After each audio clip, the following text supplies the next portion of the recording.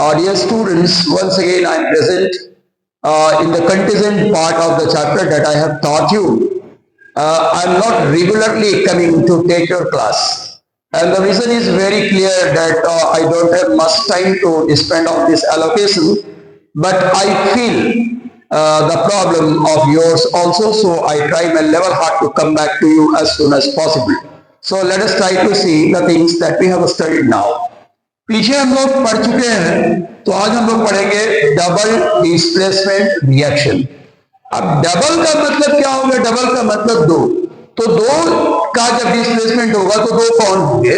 तो two ions exchange their position, two ions exchange their positions, two ions exchange their positions. बस double displacement में होता इतना ही है कि आयंस जो है अपने पोजीशन को बदल देते हैं।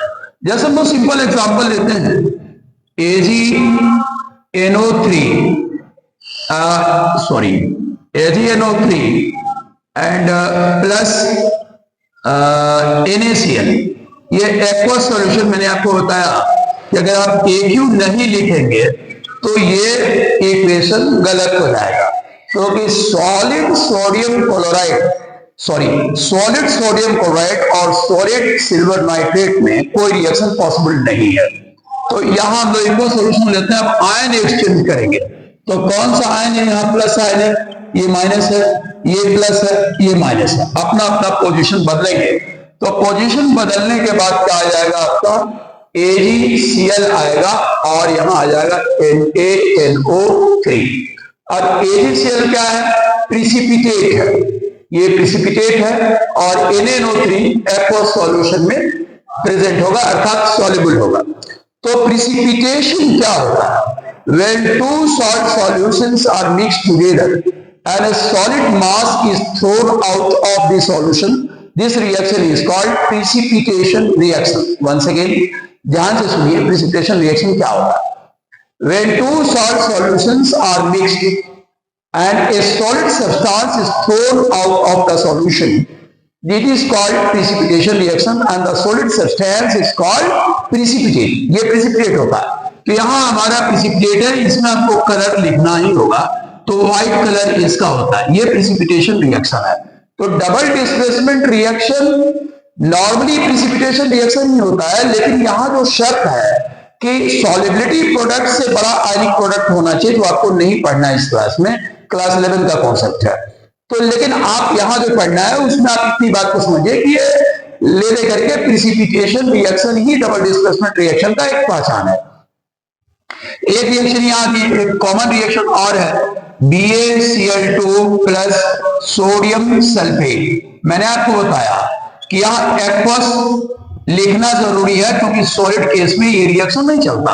अब आयन आप यहाँ देखेंगे, यहाँ डबल प्लस आयन है, यहाँ सिंगल प्लस आयन है। अब ये यहाँ माइनस डबल है, यहाँ -1 है। अब ये आपस में एक्सचेंज करेंगे, तो एक्सचेंज करने के बाद क्या बन जाएगा? NaCl बनेगा, और फिर आपका BaSO4 ये बनेगा, और ये आपका PPT है, इसलिए नॉर्मली हम ये कह सकते हैं आपके क्लास के हिसाब से कि double displacement reaction is precipitation reaction. ये आपके क्लास के हिसाब से कहा जा सकता है, ये बात पूर्णतः सत्य नहीं है। तो हमने इसको देखा। इसके बाद जो रिएक्शन है, आखिरी रिएक्शन हम लोगों को पढ़ना है, ऑक्सीडेशन एंड रिडक्शन। तो ऑक्सीडेशन एंड रिडक्शन अपने आप में बहुत बड़ा प्रोसेस है, लेकिन उतने बड़े प्रोसेस को हम लोग नहीं सीखते हैं, जितना आवश्यक है वो सीखते हैं। ऑक्सीडेशन की बात अगर हम करें तो क्लासिकल डेफिनेशन इसका क्या है? क्लासिकल डेफिनेशन तो क्लासिकल डेफिनेशन क्या है? क्लासिकल डेफिनेशन का मतलब ये हुआ कि जब इलेक्ट्रॉन, प्रोटॉन, न्यूट्रॉन इत्यादि खोजे नहीं गए थे, तो उस समय लोग ऑक्सीडेशन को कैसे समझते थे, रिडक्शन को क्या समझते थे? तो ये बड़ी लंबी परिभाषा है, जो मैं आपको सुना तो सकता हूं, लेकिन बहुत काम का नहीं होगा, फिर भी सुन लीजिए। ऑक्सीडेशन एक ऐसा प्रोसेस है, एक ऐसा केमिकल रिएक्शन है जिसमें ऑक्सीजन का एडिशन होता है, या ऑक्सीजन की मात्रा में, अमाउंट में वृद्धि होती है, या हाइड्रोजन बाहर जाता है, या हाइड्रोजन की मात्रा में कमी आती है, या इलेक्ट्रोनेगेटिव एलिमेंट जुड़ता है, या इलेक्ट्रोनेगेटिव एलिमेंट की मात्रा में कमी होती है, या इलेक्ट्रोपॉजिटिव एलिमेंट बाहर जाता है, या इलेक्ट्रोपॉजिटिव एलिमेंट की मात्रा में कमी होती है। तो ये बहुत लंबा चौड़ा हो गया और इसका रिवर्स आप जाएंगे तो रिडक्शन हो जाएगा।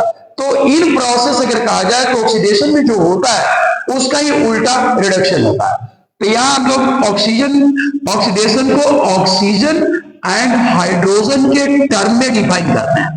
तो ऑक्सीजन और हाइड्रोजन के टर्म में क्या है, तो ऑक्सीडेशन क्या है, oxidation is the addition of oxygen, is the addition of oxygen, is the addition of oxygen. And reduction क्या है, reduction is the addition of oxygen and removal of hydrogen. ये ध्यान रखिएगा, रिमूवल ऑफ हाइड्रोजन, हाइड्रोजन का बाहर जाना, oxygen का जुड़ना।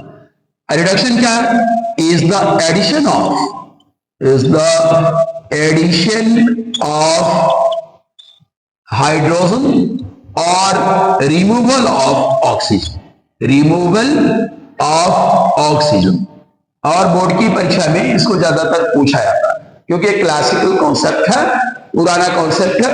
अब हम लोग इसके एक एग्जाम्पल के माध्यम से इसको समझने का प्रयास करते हैं। Oxidation and reduction.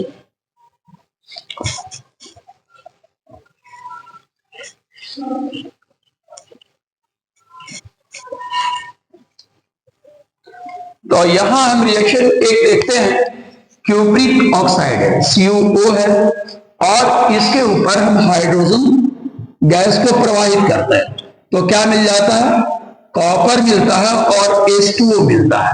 तो एडिशन ऑफ ऑक्सीजन कहां हो रहा है, हाइड्रोजन के साथ हो रहा है, हाइड्रोजन के साथ एडिशन ऑफ ऑक्सीजन हो रहा है, इसलिए आपका ऑक्सीडेशन हो जाएगा। और ऑक्सीजन बाहर कहां से निकल रहा है, तो क्यूप्रिक ऑक्साइड से ऑक्सीजन बाहर निकल रहा है। तो क्यूप्रिक ऑक्साइड का कॉपर में परिवर्तन क्या है, रिडक्शन है। अब हम लोग इसको ऐसे भी लिख सकते हैं कि CuO चेंजेस इनटू Cu, ये आपका रिडक्शन है। और यहां लिखें कि S2 चेंजेस इनटू H2O, ये आपका ऑक्सीडेशन है। अब यहां जो सबसे ज्यादा परेशानी पैदा करने वाला कॉन्सेप्ट है वो है ऑक्सीडाइजिंग एजेंट और रिड्यूसिंग एजेंट। तो यहां ऑक्सीडाइजिंग एजेंट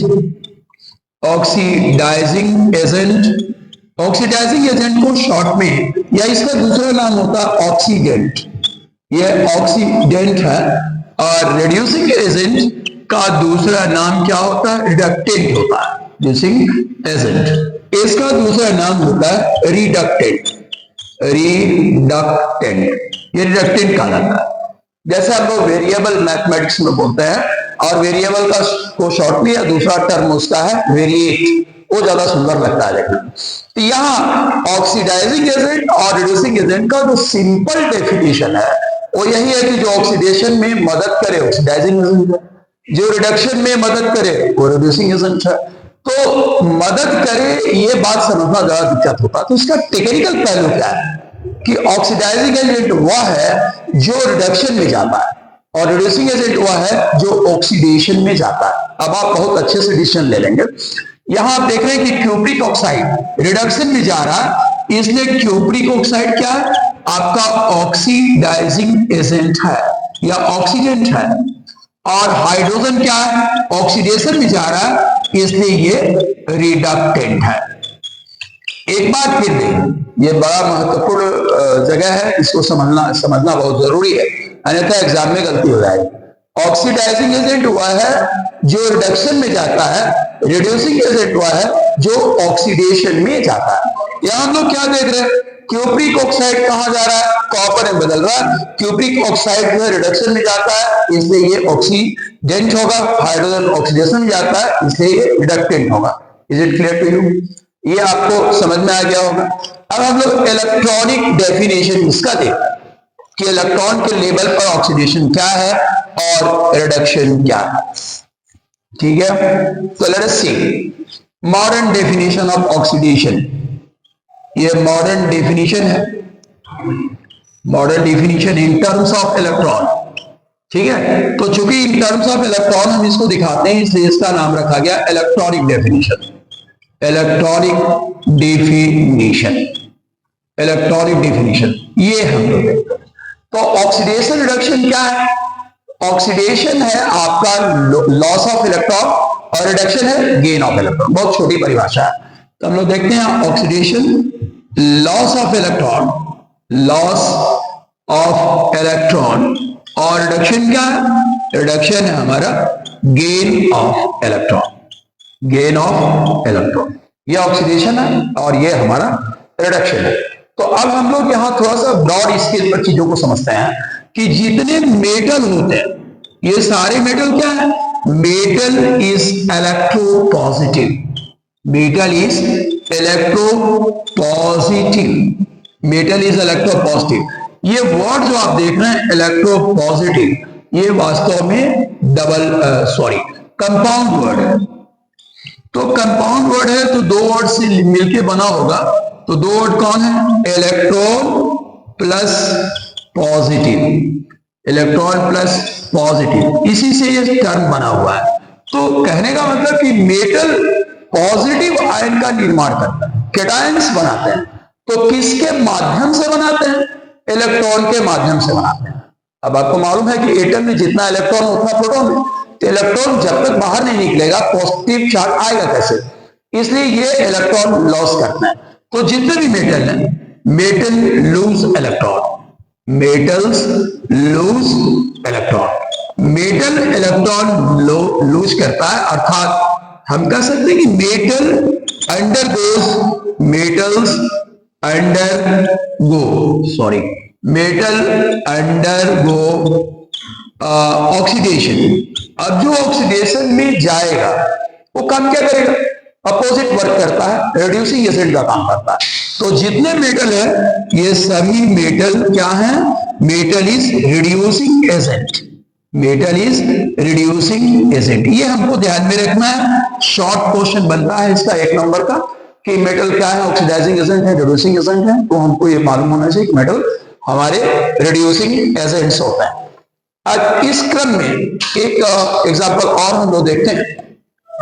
जो दूसरा टर्म है हमारा नॉन मेटल। नॉन मेटल क्या है? Non metals are electronegative, negative. Non metal electronegative होता है। इलेक्ट्रोनेगेटिव, अगर एटाइमोलॉजी देखें कि शब्द कहां से आते हैं, कैसे बनते हैं, तो आपको पता चलेगा वर्ड कंपाउंड वर्ड है जो दो शब्दों से मिलकर बना है, इलेक्ट्रॉन प्लस नेगेटिव। तो मेटल एनायन बनाता है कि इलेक्ट्रॉन के माध्यम से। तो इलेक्ट्रॉन के माध्यम से नेगेटिव चार्ज कैसे होगा? जब तक इलेक्ट्रॉन को रिसीव ना करे। तो मेटल इलेक्ट्रॉन रिसीव करते हैं, non metal gain electron, non metal gain electrons, electron और इलेक्ट्रॉन्स। तो नॉन मेटल इलेक्ट्रॉन को गेन करता है या इलेक्ट्रॉन्स को गेन करता है, इस पर वैलेंसी ये बात लागू होगी। तो यहां जो घटना है ये किस में जा रहा है? तो non metal undergoes reduction, non metal undergoes reduction, non metal reduction में जा रहा है। तो जो रिडक्शन में जाएगा क्या होगा? वो अपोजिट काम करता, तो ऑक्सीडाइजिंग एजेंट होगा। तो non metals are oxidising agents, oxidants हम लिख सकते हैं, ये ऑक्सीडेंट्स होते हैं। ठीक है, अब हम लोग आगे बढ़ते हैं और इसमें एक एग्जांपल उठाते हैं कंपाउंड फॉर्मेशन का। किसी भी कंपाउंड फॉर्मेशन को देखते हैं और ये समझते हैं कि ऑक्सीडेशन रिडक्शन कैसे चल रहा है। तो पहली चीज तो हमको ये समझ लेना है कि जब तक मेटल या नॉन मेटल रिएक्शन न करे तब तक ऑक्सीडेशन के केस नहीं बनते, ऑक्सीडेशन रिडक्शन आएगा नहीं। तो हम लोग सबसे पहला सोडियम और क्लोरीन के रिएक्शन की बात करते हैं। तो सोडियम और क्लोरीन जब रिएक्ट करते हैं तो आपको मालूम है कि ये 2NaCl ये कंपाउंड बनता है। और ये सोडियम क्या है? मेटल है, तो ये कन्वर्ट किस में करेगा? Na चेंज करेगा Na+ with the loss of electron, और Cl क्या करेगा? एक इलेक्ट्रॉन रिसीव करके बदल जाएगा Cl-। अब यहाँ एक इलेक्ट्रॉन क्यों दिखाया जा रहा है? क्योंकि दोनों की वैलेंसी 1 है, तो जितनी वैलेंसी होती है उतना इलेक्ट्रॉन आता जाता है। तो यहां तो क्या देख रहे हैं, ये प्रोसेस क्या है, ये लॉस ऑफ इलेक्ट्रॉन है, तो ये ऑक्सीडेशन हो गया। ये गेन ऑफ इलेक्ट्रॉन है, तो ये हमारा रिडक्शन हो गया। और इस प्रकार से ऑक्सीडेशन रिडक्शन जो है हमारा फिनिश हो गया। Thank you dears.